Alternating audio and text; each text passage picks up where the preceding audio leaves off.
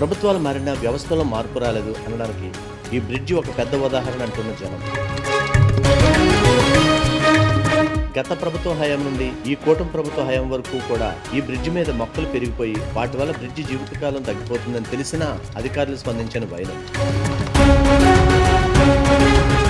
అత్యంత రద్దీగా ఉండే సామర్లకోట నుండి కాకినాడ వెళ్లే రైల్వే క్రాసింగ్ ఈ బ్రిడ్జి. ఈ బ్రిడ్జిపై పలువురు ఉన్నతాధికారులు, రాజకీయ ప్రముఖులు, కాకినాడకు విచ్చేసే దేశ విదేశీయులు సైతం నిత్యం ఈ బ్రిడ్జిపైనే ప్రయాణం. మన ఉప ముఖ్యమంత్రి కూడా ఈ బ్రిడ్జి పైనే పలుసార్లు ప్రయాణం చేసిన వైనం.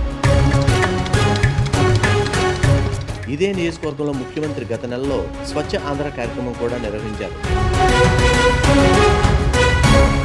ఒక ప్రక్క వచ్చే జనవరి కల్లా రాష్ట్రం అందంగా తీర్చిదిద్దుతామని, చెత్తరహిత రాష్ట్రంగా మార్చాలని ముఖ్యమంత్రి పిలుపు. కానీ ఈ ప్రాంతంలో పరిస్థితులు మాత్రం అందుకు భిన్నంగా ఉన్నాయి. ఈ మొక్కలు తొలగించి ఆ బ్రిడ్జికి పెయింటింగ్ వేయడం వల్ల బ్రిడ్జి అందం పెరగడంతో పాటుగా బ్రిడ్జి జీవితకాలం కూడా పెరిగే అవకాశం. ఇప్పటికే బ్రిడ్జి సగం పైగా మొక్కలతో నిండిపోయి ఆహ్లాదకరమైన వాతావరణం పాడైంది. సంబంధిత డిపార్ట్మెంట్ అధికారులను, ప్రభుత్వాన్ని కూడా ప్రశ్నిస్తున్న ప్రజలు.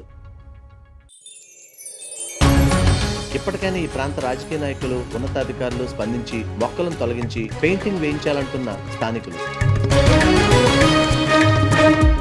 ఉప ముఖ్యమంత్రిగా ఉన్న పవన్ కళ్యాణ్ గారు ప్రత్యేక దృష్టి సారించి జిల్లాలో ఉన్న అన్ని బ్రిడ్జిలను సక్రమంగా నిర్వహించేలా సంబంధిత అధికారులకు ఆదేశాలు జారీ చేయాలని కోరుతున్న ప్రజలు. దయచేసి గమనించండి, పై ప్రశ్నలన్నీ కూడా ముందుగా చెప్పినట్టే సోషల్ మీడియాలోనూ ప్రజల్లోనూ ఉన్నవే. ఈ ప్రశ్నలకు సదరు బాధ్యులు వివరణ ఇస్తే ఆ వివరణను కూడా ప్రజల్లోకి తీసుకెళ్లడానికి బిఎస్బి టీవీ సిద్ధంగా ఉంది. ఇది ఏ ఒక్కరిని వ్యక్తిగతంగా విమర్శించడానికి కానీ, అవమానపరచాలని కానీ కాదు. కేవలం ప్రజల యొక్క సందేహాలను నివృత్తి చేయాలనేది మాత్రమే. దయచేసి గమనించండి.